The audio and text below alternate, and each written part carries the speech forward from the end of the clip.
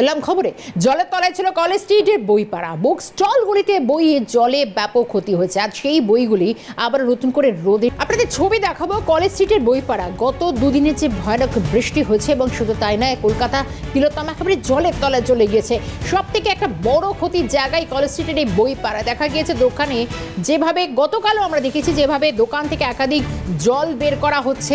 আমি একবার আপনাদের সেই ছবিগুলো দেখাবো। গোটা কলেজ স্ট্রিটের যে ছবি, পুজোর মুখে ব্যবসায়ীদের মাথায় হাত। আমরা গতকাল থেকে এই ছবি দেখিয়েছি যেভাবে একেবারে বালতি বালতি জল ফেলা হচ্ছে। সঙ্গে এটা তো একটা ছবি, কারণ একের পর যেখানে স্টোর রুমগুলো রয়েছে সেখানে একেবারে থরে থরে সাজানো বই, সব পাতা ভিজে গিয়েছে, প্রচুর বই নষ্ট হয়ে গিয়েছে। তবে কিছু বই যেগুলোকে উদ্ধার করা গিয়েছে, যেগুলোকে একদম আমি প্রতিদিন যে রাস্তায় চলাচল করি এই হচ্ছে সেই রাস্তা, এবং যেখানে ফুটপাতে এইভাবেই যে রোদ গতকাল ওঠে এবং তাতে বইগুলোকে শোকানোর জন্য ব্যবস্থা করা হয়েছে। অত্যন্ত বেদনাদায়ক একটা ছবি, কারণ বই স্বাভাবিকভাবে অনেক ক্ষেত্রে অনেক পড়ুয়ার হাতের কাছেও পৌঁছায় না, এবং এইভাবে যেভাবে থরে থরে বই নষ্ট হয়ে গেছে শুধুমাত্র মেঘ ভাঙা বৃষ্টির এই বিপুল যে জল, এই বৃষ্টি এখনো পর্যন্ত এরকম কেউ দেখায়নি। যেভাবে ব্যাপক ক্ষতি হচ্ছে এবং রোদে শুকানোর চেষ্টা চলতে 30 থেকে 40 হাজার টাকার বই নষ্ট হয়েছে। কেউ কেউ বলছেন যে সংখ্যাটা লাখ টাকা ছাড়িয়ে গেছে, কয়েক কোটি টাকার বই নষ্ট হয়েছে। আমি একবার সরাসরি দেখানোর চেষ্টা করব, কারণ একদিকে যখন গোটা শহরে পুজোর প্রস্তুতি চলছে, তার মধ্যে কলেজ স্ট্রিটের বইপাড়া সব থেকে ক্ষতিগ্রস্ত, কোটি টাকার বই নষ্ট হয়েছে। সেই ছবিটা তুলে ধরেছেন, ব্যবসায়ীদের সঙ্গে কথা বলেছেন আমাদের প্রতিনিধি মাফিজুল ইসলাম। ডুবেছিল কলেজ স্ট্রিট বইপাড়া, সমস্ত দোকানই চলে গিয়েছিল জলের তলায়। ফলে দোকানের মধ্যে মজুদ থাকা সমস্ত বই জলে কার্যত পচন ধরতে শুরু করেছে। আজকে সকালে রোদ হতেই দোকানদার বা ব্যবসায়ীরা তারা দোকান থেকে এইভাবেই ভিজে যাওয়া বইগুলোকে বের করে রোদে শুকাতে দিয়েছেন। তার মধ্যে হয়তো যেগুলো শুকিয়ে নেওয়ার মতো পরিস্থিতি হবে সেগুলো তারা নেবেন, কিন্তু যা পরিস্থিতি তৈরি হয়েছে নতুন করে এই বইগুলোকে আবার বিক্রি করা কার্যত এই সমস্ত ব্যবসায়ীদের কাছে একটা অসম্ভব হয়ে দাঁড়িয়েছে। কারণ এতটা সময় ধরে জলের মধ্যে থাকার কারণে বইয়ের পাতা কার্যত পচন ধরতে শুরু করেছে। প্রত্যেকটা দোকানই কিন্তু এইভাবে জলের তলায় চলে যাওয়ার কারণে সমস্ত বইপত্র যেগুলো মজুদ ছিল সেগুলো কিন্তু নষ্ট হতে শুরু করেছে। আজকে আমরা দেখতে পাচ্ছি যে যারা রোদ হওয়ার পর সমস্ত দোকানদাররা তারা তাদের দোকান থেকে ভিজে যাওয়া বইগুলো, জলের তলায় ডুবে থাকা বইগুলোকে বের করে এইভাবেই রাস্তায় ফেলে শুকোতে দেওয়া হচ্ছে। পুরো বইপাড়া জুড়েই কিন্তু আমরা দেখতে পাচ্ছি প্রত্যেকটা রাস্তা বরাবর এইভাবে।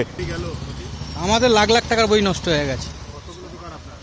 আমাদের 3খানা দোকান এখানে সব নষ্ট হয়ে গেছে, কিচ্ছু বার করা যাবে না। আমাদের 3খানা, আবার এদিকে পুরো আমাদের লাইন পুরো সব শেষ, পুরো শেষ, যা ছিল সব শেষ হয়ে গেছে। উদ্ধার করা কি করে যাবে? 2টোর সময় তো বৃষ্টি নেমেছে, এখন উদ্ধার করার কিছু কোনো স্কোপ পাইনি। বিকালের পর জল নেমেছে, তাও তো দেখুন না কি অবস্থা হয়ে গেছে। সব বই সব নষ্ট হয়ে গেছে, আমাদের লাখ লাখ টাকার ক্ষতি। সব ধরনের বই, সব ধরনের, আমাদের তো সব ধরনের, সব যে জেনারেল লাইনের বই, এইগুলো নতুনও ছিল পুরাতনও ছিল, নতুন পুরাতন মিলিয়ে গেছে আমাদের। ঠিক আছে, কিছু করার নেই। জনক অবস্থা, 5 ঘন্টা কন্টিনিউয়াস বৃষ্টি হয়েছে, পুরো শহর একবারে জলমগ্ন। যত কমই হোক কোটি টাকার সর্বরকমে মিলিয়ে তোর মোটামুটি প্রায় 1,500-এর উপর। আবার ভিতর দিকে আরও 3,000-এর কাছাকাছি স্টল আছে, সবই জলের তলায়। বড় বড় দোকানদাররা জলের তলায় ঢুকে গেছে, আর আমরা তো ছোট ছোট দোকান, আমাদের তো জলের তলায় তো আগে যেতে হবে। তারপরে বাঁশ এতে তার ঢেউতে আরও জল, বই নষ্ট হয়ে গেছে, প্রায় এত পর্যন্ত জল। সব ফেলে দিতে হবে কেজি দরে, মানে যারা কেজি দরে বিক্রি করে তারা শুকনো করে বিক্রি করে দেবে, শুকনো না করলে তারাও নেবে না, পুরো লস।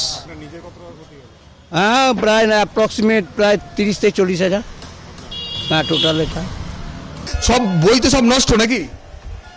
হ্যাঁ, কত বই নষ্ট হয়েছে মোটামুটি তার হিসাব কিছু করা যাচ্ছে?